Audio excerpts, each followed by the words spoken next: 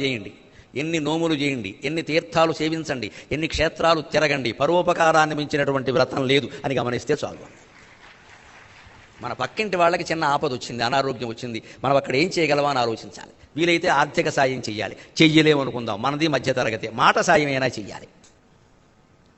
ఎంత దగ్గర వాళ్ళైనా, మన పుట్టింటి వాళ్ళు, అత్తింటి వాళ్ళు, అన్నలో బావమరుదులో ఎవరైనా వెంటనే వస్తారని లేదండి. మనకి ఏదన్నా ఆపద వస్తే ముందు వచ్చేవాళ్ళు పక్కింటి వాళ్ళే. వాళ్ళు వచ్చేలా మనం ప్రవర్తించాలి. అంటే వాళ్ళ ఇంట్లో ఏమొచ్చినా మనం వెళ్ళాలి, శుభంగానే అశుభంగానే. శుభకార్యం వచ్చినా అశుభం వచ్చినా చేయవలసిన సాయం చేయాలి. ఏదో వంక పెట్టి మొన్ననే మా కోళ్ల పురిటికి వచ్చింది, ఇలాంటి వాటికి మేము రాకూడదు, ఇది దగులుబాజీ సమాధానం అంట. నీ కోళ్ల పురిటికి రావడానికి వాళ్ళ ఇంట్లో మరణానికి సంబంధం లేదు. అలాగే వెడితే నీ కోడలకి మంచి కుమారులు లేదా మంచి కుమార్తె కలుగుతారు, ఆ పితృదేవతల ఆశీర్వచనం వల్ల. శాస్త్రం చెప్పిన మాట చెబుతున్నాను నేను. అసలు మనందరికీ బాగా గూడు కట్టేసింది ఏమిటి అంటే, అశుభం జరిగిన చోటకి వెళ్ళామంటే మనకి అశుభం జరుగుతుంది. వెళ్లకుండానే 100 అశుభాలు ఇంట్లో జరుగుతున్నాయండి మన కుళ్ళు బుద్ధి కారణంగా. ఆ బుద్ధి మార్చుకోమండి మనం. వాళ్ళ ఇంట్లో ఏదో జరిగింది, అక్కడికి వెడితే మనకు కూడా జరుగుతుంది. ఎందుకు జరుగుతుందండి? వాళ్ళ ఇంట్లో కరోనా ఉంటే మనకు అంటుకోవచ్చమ్మా, కానీ వాళ్ళ ఇంట్లో కష్టం వస్తే అది మనకు అంటుకోదండి. పొరపాటు. కష్టం కరోనా లాంటిది కాదండి, కష్టం కరోనా లాంటిది కాదండి. వెళ్ళడానికి భయపడక్కల.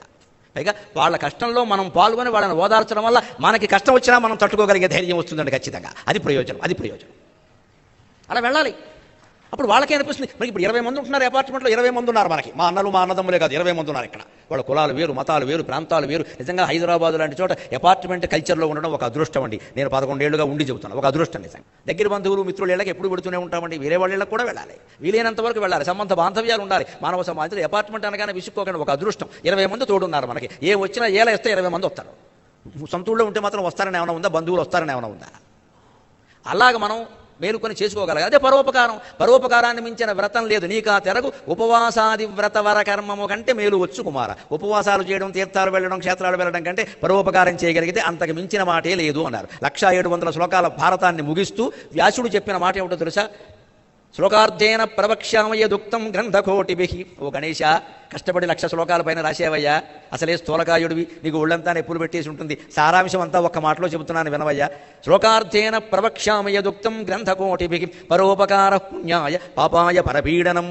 1700 శ్లోకాలు నేను రాసిన, ఇంకో 14,093 శ్లోకాలు భాగవతం నేను రాసిన, 24,000 శ్లోకాల రామాయణం వాల్మీకి రాసిన, ఒకటే తాత్పర్యమయ్యా, ఇతరులకు ఉపకారం చేయడం పుణ్యం, ఇతరులకు అపకారం చేయడం పాపం. ఇంతకు మించి మేము చెప్పదలుచుకున్నది ఏం లేదు అని. ఇదే సారాంశం. దాన్ని కుమారశతక కవి చిన్న పద్యంలో చెప్పాడు. ధరణిని పరోపకారాచరణ వ్రత నిష్ఠనెప్పుడు సలుపము. ఎప్పుడు పరోపకారం చేయాలి, పరోపకారం చేయాలనే వ్రత నిష్ఠ. నువ్వు సత్యనారాయణ వ్రతం వాయిదా వేసినా పర్వాలేదు, అనంత పద్మనాభ వ్రతం వాయిదా వేసినా పర్వాలేదు, పరోపకార వ్రతాన్ని మాత్రం 10 నిమిషాలు కూడా వాయిదా వేయకూడదండి. అదే సమాజం, అదే భారతీయ సంస్కృతి, అదే మన ఔన్నత్యం.